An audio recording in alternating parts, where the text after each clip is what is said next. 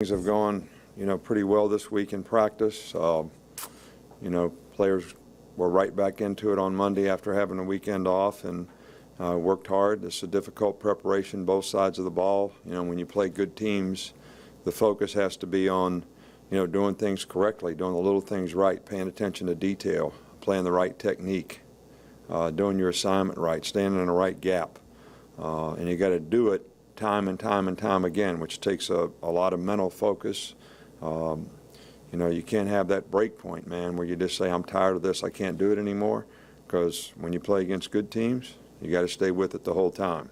And this is a good team that we're playing, and these games always come down to 3 or 4 plays in a game. You never know when they're coming up, and everybody's got to do their job every play so that you're in the best position to make the plays when you get the chance.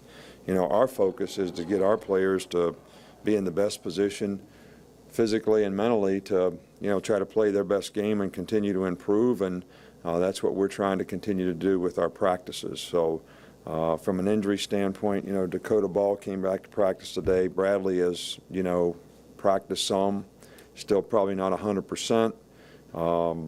So I don't know what his status will be. It's kind of day to day.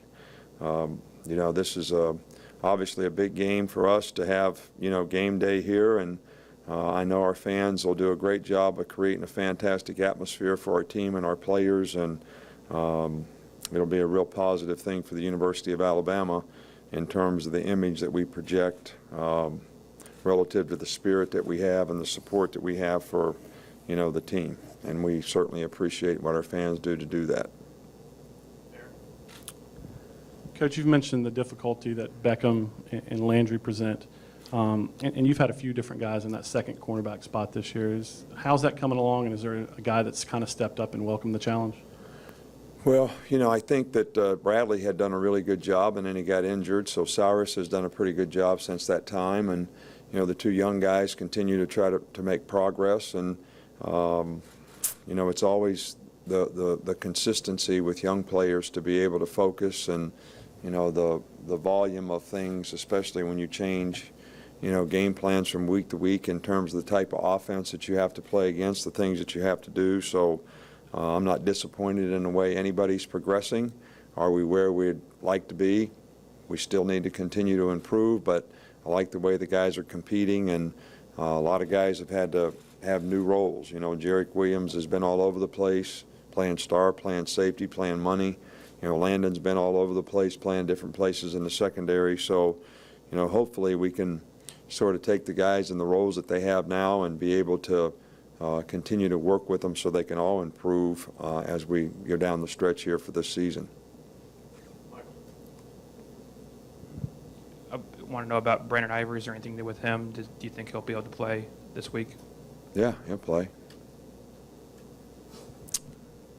I was asked that. He practiced all last week and all this week.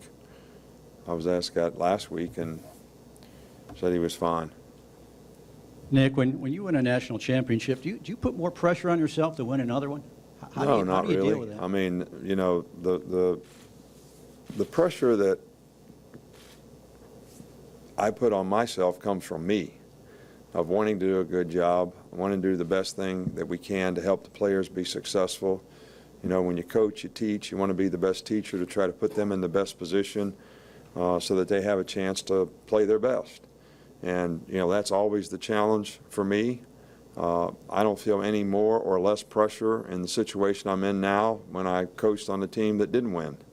And I've been on a few of those teams because you still want to improve, you still want to do a good job, and you still want to do everything you can to make your team as good as they can be. And I don't really think, we've played our best game yet, so we still have lots of work to do, and we'll continue to do that. But my focus and all the pressure that I put on myself comes internally from what we want to accomplish with the team that we have in terms of getting them to play at their highest level on a consistent basis.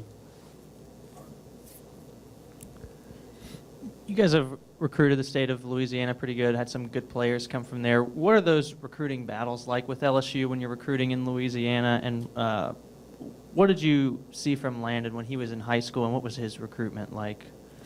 Well, Landon was an outstanding player. He's a fine young man. He came to our camp for a couple of years, and developed a good relationship with them, and you know, I think it's difficult to recruit in any state that has a very good program in their state, like LSU is a very good program. So it's always difficult to go up against Florida in Florida, or Florida State in Florida, or Georgia in Georgia. I mean, those recruiting battles are always huge challenges, but you know, there's always players that are looking for the kind of things that, you know, we try to sell in our program. We want our players to have a great time here. We want them to have a lot of fun, but we also want them to have a better chance to be successful in life because they were in the program.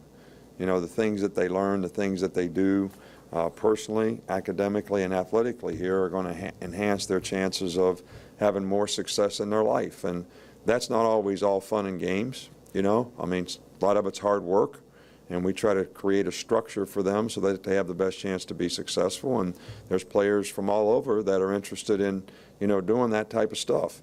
So I'm not saying that everybody else doesn't do it. I'm just saying that, you know, they see the process here that's worked well for other players, and they want to be a part of it. I know he doesn't play, but I wanted to ask about Alvin Kamara. I haven't seen him in practice during the media viewing period. What's his status with the team? Well, he's not with the team this week, you know, for behavioral reasons.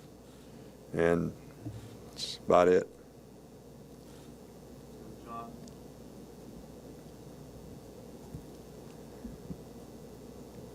There's been another report with some of the details about Jimmy Sexton's conversation with Texas, and kind of like to get your reaction to that, and have you expressed any interest in had conversations with him about the Texas job?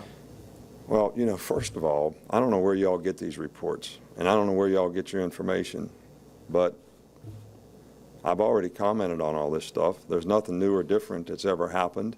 You know, I'm very committed to University of Alabama.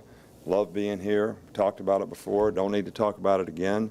We got a big game with LSU this week, and that's where our focus is, and that's what we're, you know, focusing on. So there's really nothing new to comment about. But do you recall saying anything like that about No one said anything like that. I was going to ask about A'Shawn Robinson was able to play in the middle of the defensive line against Tennessee with Ivory out. Just wondering what that experience is like for him and how comfortable you're with him at multiple spots on the line. Well, you know, A'Shawn's done a really good job for us this year, a really good job. And, you know, you hate to have a freshman that you have to move around to multiple positions, but because of some of the injuries and things that we've had, you know, he's a guy that's a bright guy that's been able to play and help in several roles. So, and he's done a really good job. Now, you know, this week, you know, we're playing him more at 3 technique and 5 technique, so he doesn't have to play nose.